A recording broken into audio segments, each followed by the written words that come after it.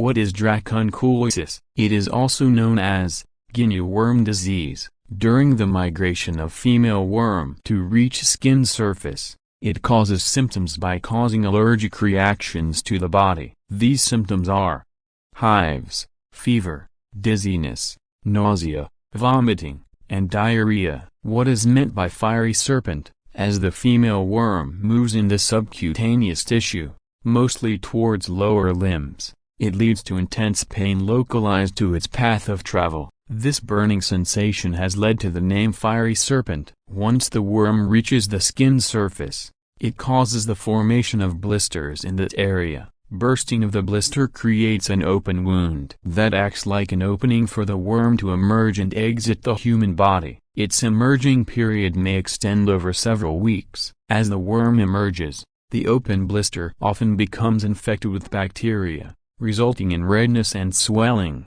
eventually leading to formation of abscesses.